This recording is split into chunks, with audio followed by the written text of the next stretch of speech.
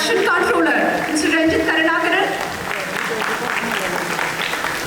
ഒപ്പം ഈ സിനിമ നിർമ്മിച്ച ശ്രീ ശരത് വിനായക, ശ്രീ ബെന്നി കട്ടപ്പന.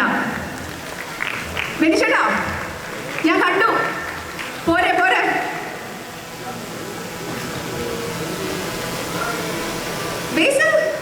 ബേസിലെ വിളിച്ചു ആദ്യം തന്നെ. ക്ലാസ്സിൽ ശ്രദ്ധിക്കണ്ടേ?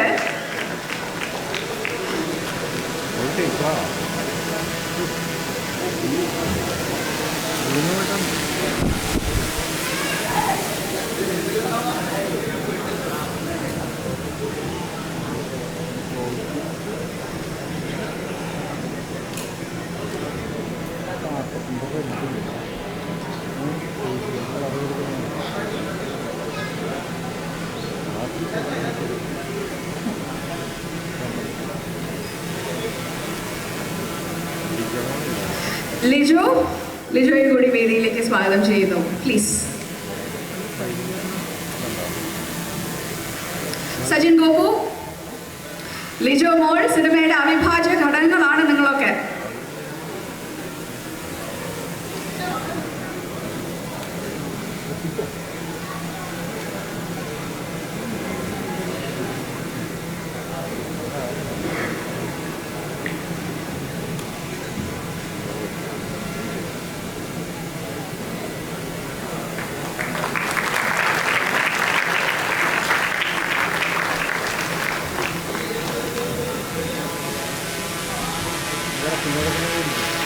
ഒപ്പം ദീപകിനെയും വേദിയിലേക്ക് സ്വാഗതം ചെയ്യുന്നു.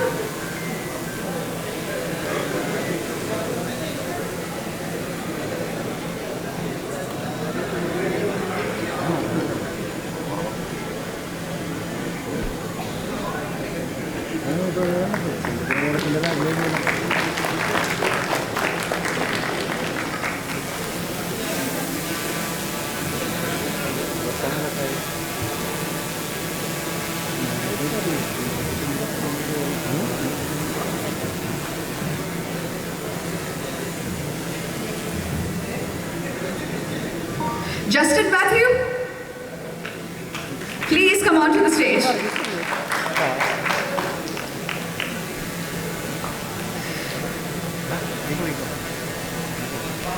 തിരികൾ അത്രേ ഉള്ളൂ എന്ന് വെച്ചിട്ടുണ്ടെങ്കിലും നമ്മുടെ സ്റ്റേജിൽ ഇങ്ങനെ ഒരു മഹനീയമായിട്ടുള്ള ഒരു ചടങ്ങിന്റെ സാന്നിധ്യമാവുക എന്നുള്ളതാണ് വലിയ കാര്യം.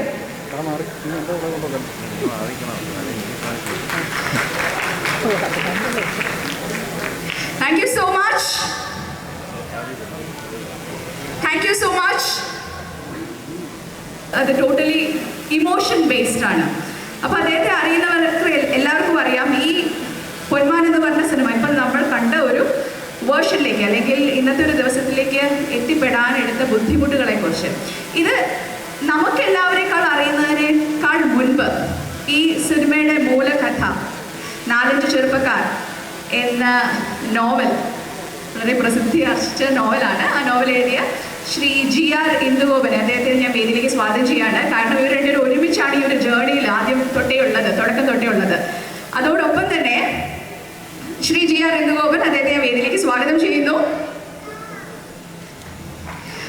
ഒപ്പം ഈ സിനിമയിലെ നട്ടില് മിസ്റ്റർ PP അജേഷ്, ബേസിൽ എന്ന് വിളിച്ചാൽ ബേസിൽ ഇപ്പൊ എന്നെ നോക്കുക പോലുമില്ല. അപ്പൊ അജേഷ് വരൂ.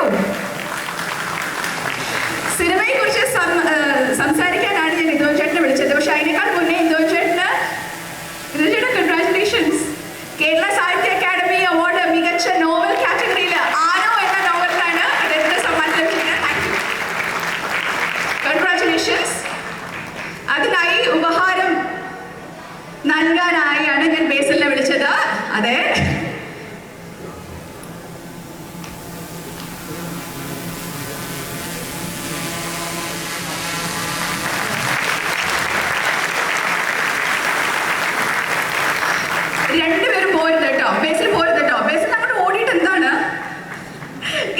കുറിച്ച് ബേസിലും ഇന്ദുവൻ ചേട്ടനും എങ്ങനെയാണ് ഈ സിനിമ ഉണ്ടായ വഴികളെ കുറിച്ചും and about your character PP Ajesh Basil ചെയ്ത കഥാപാത്രങ്ങളിൽ ബേസിൽ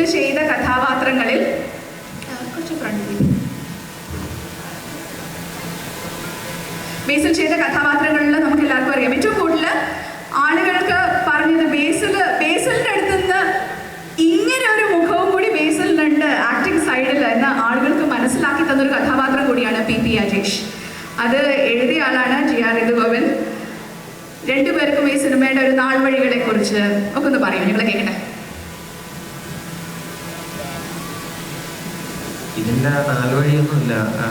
ഇത് ജ്യോതിഷിൻ്റെ നിതാന്തമായ ശല്യത്തിൻ്റെ ഭാഗമായി ആരംഭിച്ച ഒരു സാധനമാണ്. വിടാതുള്ള ഒരു പിന്തുടർച്ചയായിരുന്നു ജ്യോതിഷിൻ്റെ. ഞാനൊരു അബദ്ധത്തിന് ഞാൻ എറണാകുളത്ത് വേറൊരു ആവശ്യത്തിനായിട്ട് വന്നതാണ്. വേറൊരാളുടെ ഫ്ലാറ്റിൽ വെച്ച് അവിടെയാണ് ജ്യോതിഷനെ എന്നെ കണ്ടിട്ട് പറഞ്ഞു, ചേട്ടാ ഒരു സാധനം എഴുതി തരണമെന്ന് പറഞ്ഞു. നമുക്ക് ആലോചിക്കാമെന്ന് പറഞ്ഞിട്ട് തുടർച്ചയാണ്. ഞാൻ ഇതിലൊരു ഇവിടം വരെ വന്ന് നിൽക്കുമ്പോൾ അതിൻ്റെ ഒരു മെച്ചമായിട്ടോ അല്ലെങ്കിൽ തോന്നുന്നൊരു സാധനം, അല്ലെങ്കിൽ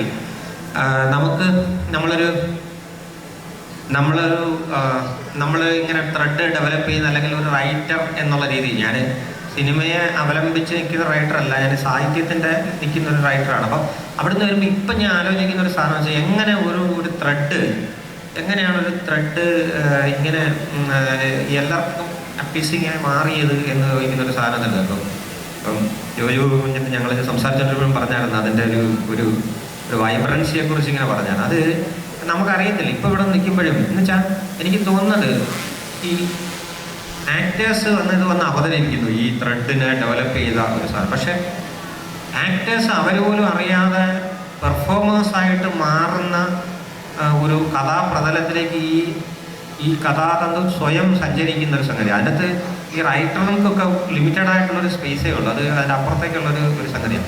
അപ്പോൾ ഈ ആക്ടേഴ്സിന് പിന്നെ പെർഫോമേഴ്സായി മാറുമ്പോഴത്തേക്ക് സംവിധായകൻ മുതൽ അതിൻ്റെ പാർശ്വത്തിന് ചുറ്റുവട്ടത്തിരിക്കുന്നവരെല്ലാം ആക്ടേഴ്സ്, സംഗീത ഡിപ്പാർട്ട്മെൻറ്റ്, ക്യാമറ, ഇവരെല്ലാവരും അതിനറിയാത്ത രീതിയിൽ കോൺട്രിബ്യൂട്ട് ചെയ്യുന്നുണ്ട്. നമ്മൾ പോലും അറിയാതെ ഈ കോൺട്രിബ്യൂഷനാണ് ദി എൻഡ് ഓഫ് ദി സാധനം ഒരു കെമിസ്ട്രി എന്ന് പറഞ്ഞൊരു സംഗതിയിലേക്ക് വന്ന് ഒരു പോയിന്റിലേക്ക് വന്ന് നിൽക്കുന്നത്. കെമിസ്ട്രി കറക്റ്റായിരുന്നു, അല്ലെങ്കിൽ കെമിസ്ട്രി എവിടെ പോയി നമുക്ക് അറിയത്തില്ല എന്ന് പറയുന്നത്. അത് നമുക്ക് ആർക്കും നിർവചിക്കാൻ പറ്റാത്തൊരു പോയിന്റാണ്. അപ്പം അതാണ് ഇതിൻ്റെ ഒരു വിജയം എന്നായിട്ടാണ് എനിക്ക് തോന്നുന്നത്. അത് അതീതമായ ഒരു കാര്യമാണ് നമ്മുടെ കയ്യിലുള്ളതല്ല. എല്ലാവർക്കും നമസ്കാരം. ഇന്ദുവൻ ചേട്ടൻ പറഞ്ഞു കഴിഞ്ഞിട്ട് ഞാൻ ഇങ്ങനെ ഈശ്വര ഇതുപോലെയൊക്കെ ഞാൻ ഇനി എങ്ങനെ പറയുന്ന ആലോചിച്ചുകൊണ്ടിരിക്കും. ടഫ് കോമ്പറ്റീഷനായിപ്പോയി. സിനിമയെ കുറിച്ച് വന്ന ഒരു ജേർണി എന്ന് പറയുമ്പോൾ കഴിഞ്ഞ വർഷം, അതിന് മുമ്പത്തെ വർഷം, 2 വർഷം മുമ്പാണ് ഇതിൻ്റെ ആദ്യമായിട്ട് ഇതിൻ്റെ ഒരു സ്ക്രിപ്റ്റ്, ഇതിൻ്റെ ഒരു ബുക്ക് വന്ന് പറയുന്നത്, ബുക്ക് വായിക്കാൻ തരുന്നത്. അപ്പോൾ അന്ന് ഈ സിനിമ പറയുന്ന പോലെ സിനിമ ഇനി ചെയ്യുന്നില്ല, അഭിനയിക്കും, ഇത്തിരി ഡയറക്റ്റ് ചെയ്യണ സിനിമയുടെ തിരക്കിലേക്ക് പോവുകയാണെന്നൊക്കെ പറയണ പോലത്തെ ഒരു സ്പേസ് ആയിരുന്നു. പക്ഷെ എന്തായാലും ബുക്കൊന്ന് വായിച്ച് നോക്കുമെന്ന് പറഞ്ഞിട്ട് ബെന്നി ചേട്ടനാണ് ആ ബുക്ക് കൊണ്ടു തരുന്നത്. അപ്പോൾ ആ ബുക്ക് വായിച്ചു കഴിഞ്ഞപ്പോൾ ഇനിയിപ്പോൾ എന്തൊക്കെ വന്നാലും ഇത് ചെയ്യണം എന്ന് പറയുന്ന ഒരാഗ്രഹം ഭയങ്കരമായിട്ട് തോന്നി. അതിൽ അജേഷ് എന്ന് പറയുന്ന ക്യാരക്ടർ മനസ്സിൽ നിന്ന് പോകുന്നുണ്ടായിരുന്നില്ല. സിനിമ കണ്ടു കഴിഞ്ഞപ്പോൾ ഉണ്ടായിരുന്ന ആ ഒരു അജേഷ് നമ്മുടെ കൂടെ തന്നെ നിൽക്കുന്നു എന്നുള്ള സാഹചര്യം ബുക്ക് വായിക്കുന്നവർക്കും അന്നേ കിട്ടിയിട്ടുണ്ട്, എനിക്കും കിട്ടിയായിരുന്നു. അപ്പോൾ അതെന്തായാലും അജേഷ് അപ്പം എന്തായാലും ചെയ്യണം എന്നുള്ളൊരാഗ്രഹമുണ്ട്. എന്നാൽ പോലും ഡിറക്ഷൻ ചെയ്യണ സിനിമയുടെ ടൈം ലൈൻസും ഒക്കെ കുറച്ച് ടൈറ്റായിട്ട് നിൽക്കുന്ന സാഹചര്യത്തിൽ ഇത് ചെയ്യാൻ പറ്റുമോ. അപ്പോഴാണ് ജ്യോതിഷേട്ടൻ ശരിക്കുള്ള അജേഷായിട്ട് എൻ്റെ പിന്നാലെ വന്നിട്ട് ജ്യോതിഷാടാ ജ്യോതിഷ് എന്ന് പറഞ്ഞിട്ട് എൻ്റെ അടുത്ത് ഇടയ്ക്കിടയ്ക്ക് വന്നിട്ട്, ഇല്ല അങ്ങനെ പറഞ്ഞിട്ടില്ല, അതുപോലെ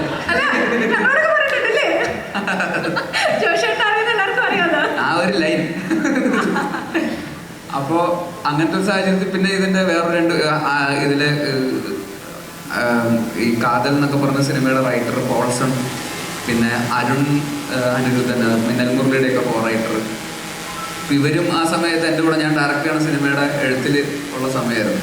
അപ്പോൾ അവരും ഈ ബുക്ക് മുമ്പ് വായിച്ചിട്ടുണ്ട്. അപ്പോൾ അവരും ഇടയ്ക്കിടയ്ക്ക് എൻ്റെ അടുത്ത് വന്നിട്ട് ഞാൻ തന്നെ ഡയറക്റ്റ് ചെയ്യാൻ പോണ സിനിമയുടെ റൈറ്റേഴ്സാണ്, ഞാൻ ഈ ഒരു സിനിമ പോയി കമ്മിറ്റ് ചെയ്താൽ അവരുടെ സിനിമ ഡിലേ ആവും. എന്നിട്ട് അവർ പറയും ചേട്ടാ അത് ഡിലേ ആയാലും കുഴപ്പമില്ല, ചേട്ടനത് ചെയ്യണം എന്ന് പറഞ്ഞിട്ട് എന്നെ വീണ്ടും വീണ്ടും പ്രോത്സാഹിപ്പിച്ച് ശരി എന്നാൽ പിന്നെ ചെയ്തേക്കാം എന്ന് പറയുന്നത്. അപ്പോൾ അതിന് ആ ഡിസിഷൻ എടുക്കുന്ന ഒരു മൊമെൻ്റ് ആയിരുന്നു ഇതിൽ ഏറ്റവും വലിയ, എൻ്റെ ജീവിതത്തിൽ ഏറ്റവും വലിയ ഒരു അഭിനയ ജീവിതത്തിലൊരു വഴിത്തിരിവ് എന്ന് പറയുന്നത്. അങ്ങനെ ആ സിനിമയെ കുറിച്ച് അന്നേ കൃത്യമായിട്ട് മനസ്സിലാക്കാൻ പറ്റിയ കുറച്ച് ആളുകൾ അന്ന് നമ്മുടെ കൂടെ ഉണ്ടായിരുന്നതുകൊണ്ട് കൃത്യമായിട്ട് അത് സംഭവിച്ചു.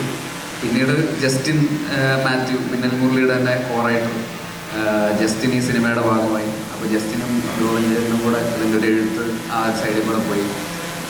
പിന്നെ അപ്പോൾ നിർമ്മിക്കാനായിട്ട് ഇതിൻ്റെ അകത്തോട്ട് മുന്നോട്ട് വന്നത് അജിത് വിനായക ഫിലിംസാണ്. അപ്പോൾ അജിത് ഏട്ടനും മറ്റൊരു അജേഷാണ് ഈ പറയുന്ന പോലെ ഒരുപാട് സിനിമകൾ കൂട്ടായ്മയാണ്. അപ്പോൾ അദ്ദേഹവും മുമ്പ് സിനിമകളൊക്കെ പ്രൊഡ്യൂസ് ചെയ്തിട്ടും ഇങ്ങനെ ചിലതൊന്നും അങ്ങനെ വിജയിക്കാതെയൊക്കെ പോയ സാഹചര്യത്തിൽ ഒരു മെയിൻ സ്ട്രീം ഒരുവിധപ്പെട്ട ഒരു പ്രൊഡ്യൂസറൊക്കെ ഇനി പ്രൊഡ്യൂസ് ചെയ്യുന്നില്ല എന്നൊരു തീരുമാനം എടുക്കുന്ന സാഹചര്യം ഉണ്ടായിട്ട് പോലും ഒരെണ്ണം ഹിറ്റ് അടിച്ചിട്ടേ ഉള്ളൂ എന്നുള്ള രീതിയിൽ അജിത്താണ് അജിത്ത് എന്ന് പറഞ്ഞ് മുന്നോട്ട് അവസാനം വരെ നിന്ന് പോരാടിയ ഒരു പ്രൊഡക്ഷൻ ഹൗസാണ്. അപ്പോൾ ആ ക്രെഡിറ്റ് തീർച്ചയായിട്ടും, അതായത് അത്രയും പരാജയങ്ങൾ നേരിട്ടിട്ടും അവസാനം വരെ ഇത് നേടിയെടുത്തത് അവരുടെയും കൂടെ ഭയങ്കരമായിട്ടുള്ളൊരു കഴിവ് തന്നെയാണ്. അപ്പോൾ അങ്ങനെ ഒരുപാട് അജേഷുമാർ ഒരുമിച്ച് ചേർന്ന് സിനിമയ്ക്ക് അകത്തും പുറത്തും ഒക്കെ അജേഷുമാർ ഉള്ള ഒരു സിനിമ കൂടിയാണ്. അപ്പോൾ ഇതിൻ്റെ എൻറ്റയർ പ്രോസസ്സിൽ ഇതുപോലെ ഈ സിനിമ എന്ന് പറയുമ്പോൾ അങ്ങനെ നമുക്ക് എന്താ പറയുക, അതിൻ്റെ ഒരു ലുക്ക് ആൻഡ് ഫീലും അതിൻ്റെ ഒരു ഭയങ്കര റോ ആയിട്ടുള്ള സിനിമയാണ്. അതിലെ പെർഫോമൻസ് ആണെങ്കിലും ഒക്കെ അതിനോടുള്ള ഒരു സത്യസന്ധത നമ്മൾ കൊടുത്താൽ മാത്രമേ ആ സിനിമ അത് കൺവിക്ഷൻ ആ സംവിധായകനെ എഴുത്തുകാരനെ കണ്ട രീതിയിലേക്ക് അത് വരാൻ പറ്റുള്ളൂ. അപ്പോൾ ആ ആത്മാർത്ഥത ഇതിലെ എൻറ്റയർ ക്രൂ കാസ്റ്റ് എല്ലാവരും അതിലേക്ക് ഇൻവോൾവ് ചെയ്തിട്ടുണ്ട്. ഇപ്പോൾ ലിജോ ആണെങ്കിലും ക്യാരക്ടറിൻ്റെ ആ ഒരു റിയലിസം ഭയങ്കരമായിട്ട് പുള്ളി പുഷ് ചെയ്തിട്ടുണ്ട് നന്നായിട്ട്. അതുപോലെ സച്ചിനാണെങ്കിലും ഈ പറയുന്ന സച്ചിൻ കൊച്ചിയിലുള്ള ഒരാളാണ്, കൊല്ലത്തുള്ളൊരു ക്യാരക്ടർ ചെയ്യുന്നു. അപ്പോൾ അതിൻ്റേതായിട്ടുള്ള അത്ര എളുപ്പത്തിൽ അങ്ങനെ സ്വിച്ച് ചെയ്യാൻ പറ്റില്ല. എന്നാൽ പോലും അത് കായികമായിട്ടും ആ ഫിസിക്കും ഒക്കെ ബിൽഡ് ചെയ്യാൻ വേണ്ടിയിട്ടും അല്ലാതെയും ക്യാരക്ടറിലേക്ക് കയറാനും ഒക്കെ ആയിട്ട് ഭയങ്കരമായിട്ടുള്ള ശ്രമം നടത്തിയിട്ടുണ്ട്. ഇതിലെ ഇപ്പോൾ സാനു ചേട്ടൻ ഇതിൻ്റെ സിനിമാറ്റോഗ്രാഫറാണ്. സാനു ചേട്ടനാണെങ്കിലും ആ ഒരു ഈ സിനിമയുടെ ഒരു വിഷൻ എന്താണെന്നുള്ളത് കൃത്യമായിട്ട് മനസ്സിലാക്കുകയും അതിന് വേണ്ടിയിട്ട് രാവും പകലും അങ്ങനെ ഒരു ജീനിയസ് വർക്കാണ് നമ്മളത് കണ്ടുകൊണ്ടിരിക്കുന്നത്. അദ്ദേഹം വർക്ക് ചെയ്യുമ്പോഴും നമുക്ക് ഒരു ടൈം ലൈൻസ് ഒക്കെ ഭയങ്കര ടൈറ്റ് ടൈം ലൈൻസ് ആയിരുന്നു. രാത്രിയും പകലൊക്കെ ഷൂട്ടാണ്, എല്ലാ ദിവസവും ഷൂട്ട്, എല്ലാ ദിവസവും രാത്രിയും പകലും നമുക്ക് ചെളി കിടന്ന് മറ്റേ ചെയറൊക്കെ തന്നിട്ട് ഇങ്ങനെ രാത്രി ഒരു 7-8 ദിവസം അതിൻ്റെ അകത്ത് എന്നൊക്കെ പറഞ്ഞ് ത്രൂ ഔട്ട് ഇതിൻ്റെ ഒരു പ്രോസസ്സ് ഭയങ്കര ഹെക്റ്റിക് ആയിരുന്നു. പക്ഷെ അങ്ങനെയൊക്കെ പോലും ഉറക്കമൊന്നും ഇല്ലാതെ ഇതിൻ്റെ കൂടെ ആ ഒരു പാഷൻ അങ്ങനെ മുറിയാതെ കണ്ടിന്യൂസ്ലി നിന്നതിൻ്റെയൊക്കെയാണ് ഇതിൻ്റെയൊക്കെ. അപ്പോൾ സാനു ചേട്ടനും പിന്നെ അതുപോലെ ബാക്കി ഇതിൽ വളരെ നമുക്ക് അത്ര പ്രോമിനൻ്റ് അല്ലാത്ത പോപ്പുലർ അല്ലാത്ത ഒരുപാട് ആക്ടേഴ്സ് അവിടുത്തെ കൊല്ലം എന്ന് പറയുന്ന സ്ഥലത്തെ റെപ്രസെൻറ്റ് ചെയ്തിട്ടുള്ള ഒരുപാട് ആക്ടേഴ്സ് ഇതിൽ അഭിനയിച്ചിട്ടുണ്ട്. അവരാണെങ്കിലും ഈ സിനിമയിലെ റിവ്യൂസ് വന്നതിന് ശേഷം ഏറ്റവും കൂടുതൽ വന്നത് ഇതിലെ പെർഫോമൻസുകളെ കുറിച്ചാണ്.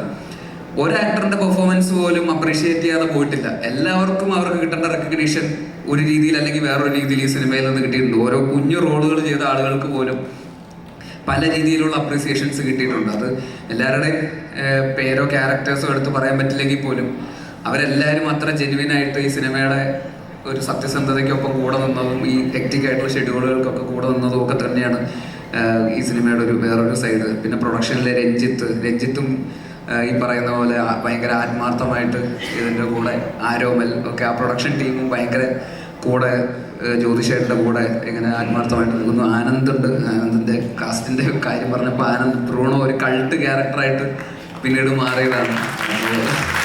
ബ്രൂണോയും ഈ പറയുന്ന പോലെ ഭയങ്കര എഫേർട്ട് എടുത്തിട്ടുണ്ട്. ആരും വളരെ നേരെ വന്നിട്ട് സ്ക്രിപ്റ്റ് വായിച്ച് നോക്കിയിട്ട് ഇതാണ് സീൻ, ലെറ്റ്സ് ഡു എന്ന് പറഞ്ഞിട്ട് ആർക്കും ഈ സിനിമ ആ ക്യാരക്ടേഴ്സ് അങ്ങനെ ചെയ്യാൻ പറ്റില്ല. എല്ലാവരും ആ ഹോംവർക്ക് ചെയ്ത് ഡയലോഗ്സ് ഒക്കെ പഠിച്ച് അപ്പോൾ പെർഫോം ചെയ്യുമ്പോൾ ഡയലോഗ്സിൻ്റെ അപ്പുറത്തേക്ക് നമ്മൾ ഡയലോഗ്സിൽ കോൺഷ്യസ് ആവാതെ നമ്മളത് പെർഫോം ചെയ്യാൻ പറ്റുന്നു എന്ന് പറയുന്നത് ഒരു സ്റ്റേജ് എത്തുമ്പോൾ മാത്രമേ നമുക്ക് ജെന്യുവിനായിട്ട് ഒതൻറ്റിക് ആയിട്ട് അത് ചെയ്യാൻ പറ്റുള്ളൂ. ആ കാര്യത്തിലൊക്കെ ഇവരെല്ലാവരും ഭയങ്കര എഫേർട്ടാണ്. ദീപക്കും ഈ പറയുന്ന കണ്ണൂരിൽ നിന്ന് വന്ന ദീപക്ക് ഒരു കൊല്ലംകാരനായിട്ട് അഭിനയിക്കുന്നു. അപ്പോൾ അതും ദീപക്കും ഭയങ്കര കൺവിൻസിങ് ആയിട്ട് അത് ചെയ്തിട്ടുണ്ട്. പിന്നെ ശർമ്മജി അദ്ദേഹത്തിൻ്റെ തന്നെ ജീവിതത്തിലുള്ള കഥ കൂടിയാണ്. അപ്പോൾ ഒരു റിയൽ സ്റ്റോറി ആണെന്നുള്ളതിൻ്റെ ഒരു ഫാക്ടറും കൂടെ ഉണ്ട് സിനിമയ്ക്ക്. കാരണം അത് ജ്യോതിഷേട്ടനും കൃത്യമായിട്ട് അറിയാം എന്താണ് ജീവിതത്തിൽ സംഭവിച്ചതെന്നും അത് എങ്ങനെയാണ് ആ ക്യാരക്ടേഴ്സ് ബിഹേവ് ചെയ്തിരുന്നതെന്നും. അപ്പോൾ അവരുടെയൊക്കെ ഡീറ്റെയിലിംഗ് ഭയങ്കര രസമായിട്ട് ജ്യോതിഷേട്ടൻ ഭയങ്കര ആ നുവാൻസസ് ഒക്കെ കൃത്യമായിട്ട് പറഞ്ഞു കൊടുത്ത് എല്ലാവരെയും കൊണ്ട് ഫുൾ ഓഫ് ചെയ്യിപ്പിച്ചിട്ടുണ്ട്. എല്ലാ ആക്ടേഴ്സിൻ്റെ അടുത്തും അദ്ദേഹത്തിൻ്റെ കൃത്യമായിട്ടുള്ള ഫീഡ്ബാക്കുകൾ ഭയങ്കരമായിട്ട് ഹെൽപ്പ് ചെയ്തിട്ടുണ്ട്. ഒരു പ്രൊഡക്ഷൻ ഡിസൈനർ എന്നുള്ള അദ്ദേഹത്തിൻ്റെ മുൻകാല എക്സ്പീരിയൻസ് ഒക്കെ ഈ പറയുന്ന ആ സ്റ്റോറി വേൾഡ് സെറ്റ് ചെയ്യാനൊക്കെ ഭയങ്കരമായിട്ട് ഹെൽപ്പ് ചെയ്തിട്ടുണ്ട്. നമ്മളാ കൊല്ലത്ത് മരിയാനൻ്റെ വീട്ടിൽ നമ്മൾ നിൽക്കുമ്പോൾ കല്യാണ ഫംഗ്ഷന് പുറത്തേക്ക് ഇറങ്ങുമ്പോൾ അവിടെ ചെളി നമുക്ക് കല്യാണ പെണ്ണിൻ്റെ കാലിൽ ചെളിവെള്ളം കയറുന്നു എന്നൊക്കെ പറയുന്ന പോലത്തെ ഡീറ്റെയിലിങ്ങുകളൊക്കെ ഉണ്ടല്ലോ. അതൊക്കെ കൃത്യമായിട്ട് ആ സ്ഥലത്തെക്കുറിച്ച് അറിയുകയും അതിനെക്കുറിച്ച് അത് ശ്രദ്ധിക്കാനുള്ളൊരു ഐകൂടെ ഉണ്ടെങ്കിൽ മാത്രമേ അതൊരു ഡയറക്ടർ എന്നുള്ള രീതിയിൽ അത് ഫുൾ ഓഫ് ചെയ്യാൻ പറ്റുള്ളൂ. അപ്പോൾ ആ രീതിയിലൊക്കെ ജ്യോതിഷേട്ടൻ അത് ജീവിതത്തിൽ അനുഭവിച്ച കഥ അനുഭവിച്ച പോലെ തന്നെ പ്രേക്ഷകർക്കും അത് ഫീൽ ചെയ്യിപ്പിക്കാനുള്ള ജ്യോതിഷേട്ടൻ്റെ സൈഡിൽ നിന്നുള്ളൊരു എഫേർട്ട് പെർഫോമൻസസിലൊക്കെ റിഫ്ലക്റ്റഡ് ആണ്. പിന്നെ ഇതിൻ്റെ ബാക്കി ടെക്നിക്കൽ എഡിറ്റർ നിതിൻ ആരോളാണ്. നിതിനാണെങ്കിൽ പോലും ഇതിൻ്റെ ഇപ്പോൾ സ്ക്രിപ്റ്റ് എഴുതുമ്പോൾ ഇന്ദോമൻ ചേട്ടനും ജസ്റ്റിനും നേരത്തെ പറഞ്ഞ പോലെ ഒരു കഥയിൽ നിന്ന് സ്ക്രിപ്റ്റിലേക്ക് വരുമ്പോൾ അതിൻ്റേതായിട്ടുള്ള പലതരത്തിലുള്ള പോരായ്മകളുണ്ടാവും. കഥ വായിക്കുന്ന അതേ ഫീലിൽ സ്ക്രിപ്റ്റ് വരണം, ഫുൾ ഓഫ് ചെയ്യപ്പെടണമെന്നില്ല. പക്ഷെ അത് വളരെ സത്യസന്ധമായിട്ട് അവർ ഫുൾ ഓഫ് ചെയ്തു. അതേസമയം അത് എഡിറ്റിംഗ് ടേബിളിൽ അതിന് കൃത്യമായിട്ട് വേറൊരു മാനം കൊടുക്കാൻ നിതിന് ഭയങ്കരമായിട്ട് സാധിച്ചു. അത് ഒരു പോയിന്റിൽ പോലും ഈ സിനിമ കണ്ടവരാരും അഭിപ്രായത്തിൽ ഒരിക്കൽ പോലും ഈ സിനിമ ലാഗ് അടിച്ചു അല്ലെങ്കിൽ ഈ സിനിമ ബോറടിച്ചു എന്നുള്ളൊരു കമൻറ്റ് ഇതുവരാരും പറഞ്ഞതായിട്ട് എനിക്ക് ഫീൽ ചെയ്തിട്ടില്ല. സിനിമയ്ക്ക് ആവശ്യമുള്ള ബേസിക് കൃത്യമായിട്ട് നിതിന് ഭയങ്കരമായിട്ട് കോൺട്രിബ്യൂട്ട് ചെയ്യാൻ പറ്റിയിട്ടുണ്ട്. മ്യൂസിക് സൈഡിൽ ജസ്റ്റിൻ ഭയങ്കര ബ്രില്യൻ്റ് ആയിട്ട് ഈ പറയുന്ന പോലെ ഓരോ സിറ്റുവേഷനും അനുസരിച്ചിട്ട് ആ കഥയുടെ പേസിങ്ങും ഇമോഷണൽ ഡ്രാമയും ഈവൻ നമ്മൾ ഫൈനൽ എഡിറ്റിൽ പോലും നമുക്ക് അത്ര ഫീൽ ചെയ്യാത്തൊരു റൊമാൻറ്റിക് ആംഗിളുണ്ട് അജേഷും ലിജോൻ്റെ സ്റ്റെഫിയും തമ്മിലുള്ള ക്യാരക്ടറും തമ്മിൽ. അത് ജസ്റ്റിൻ ആണ് അതിനെ ഒന്നുകൂടെ ലിഫ്റ്റ് ചെയ്ത് കുറച്ചുകൂടെ റൊമാൻറ്റിക് ആക്കിയത്. ആക്ച്വലി അത് ജസ്റ്റിൻ ഭയങ്കര ബ്രില്യൻ്റ് ആയിട്ടൊരു ഒരു സാധനം കഴിഞ്ഞ ഇടയിൽ കൂടെ കിട്ടും. അത് പറയാതെ വയ്യ. അത് സിനിമയ്ക്ക് ഉണ്ടാക്കിയ ഇമ്പാക്റ്റ് ഭയങ്കര തന്നെ മാറി. വേറൊരു തരത്തിലുള്ള പ്രണയമായിട്ട് ആൾക്കാർ അതിനെ ഡിഫൈൻ ചെയ്യുന്ന ഒരു ലെവലിലേക്ക് അത് എത്തിക്കാൻ പറ്റി. അങ്ങനെ ഓരോ ഡിപ്പാർട്ട്മെൻറ്റിലെയും ടെക്നീഷ്യൻസ് എല്ലാവരും സുധി, മേക്കപ്പ്, ഈ പറയുന്ന ഭയങ്കര റിയലായിട്ട് ആൾക്കാരെയൊക്കെ പുറത്തേക്ക് എത്തിക്കുക. നമ്മളെ മെൽവി, കോസ്റ്റ്യൂം, അതുപോലെ ഇനിയിപ്പോൾ ആരെയും ഇനി ഇവരെ കുറിച്ചൊക്കെ ജ്യോതിഷേട്ടന് ഒരുപാട് പറയാനുണ്ടാവും. ഞാനിവിടെ വന്നിട്ട് എല്ലാവരെയും കുറിച്ച് ഇത്ര വാചാലനാവേണ്ട കാര്യമില്ല.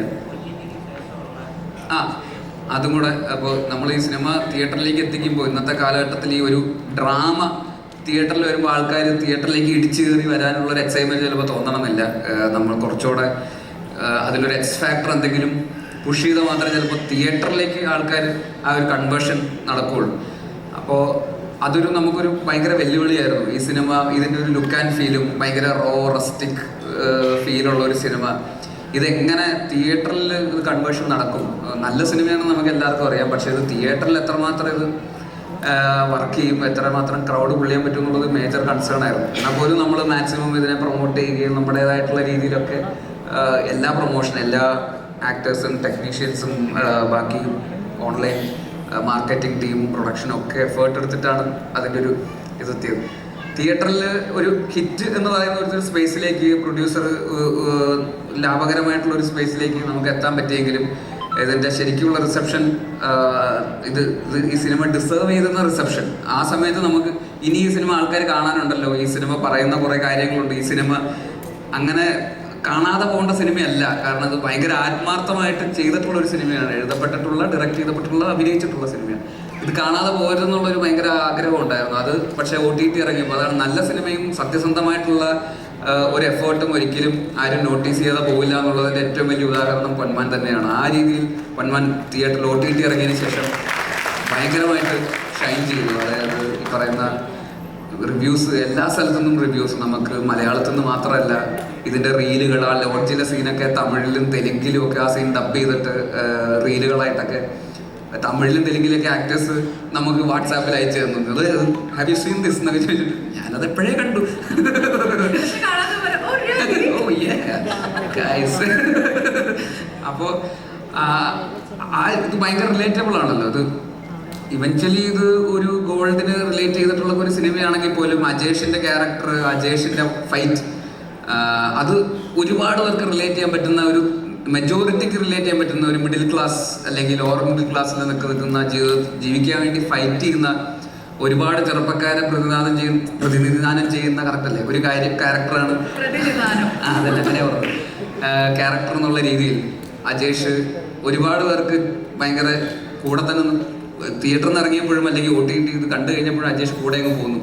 അപ്പം അത് ഇപ്പോൾ ഏതോ ഒരു കമ്പനി ആ സമയത്ത് ആരോ എനിക്ക് അയച്ചു തന്നതാണ്. ആ കമ്പനി അവരുടെ എംപ്ലോയീസിന് എല്ലാവരെയും കൂടെ ഒരു ബൾക്ക് ബുക്കിംഗ് ചെയ്തിട്ട് ആ കമ്പനി അവരെ മൊത്തം ഈ സിനിമ കൊണ്ടുപോയി തിയേറ്ററിൽ കൊണ്ടുപോയി കാണിച്ചായിരുന്നു. കാരണം അത് അവർക്കൊക്കെ ഭയങ്കര പോസിറ്റീവായിരുന്നു ആ സിനിമ കണ്ടതിന് ശേഷം. അത് ഫൈറ്റ് ചെയ്യുക, സർവൈവലിന് വേണ്ടിയിട്ടുള്ള ഒരു സ്ട്രഗിൾ ആണല്ലോ. അപ്പം അതിൽ ഒരു ഹീറോയിസം ഉണ്ട്, അതിലൊരു എന്താ പറയുക, ഒരു മാസമുണ്ട് ഈ പറയുന്ന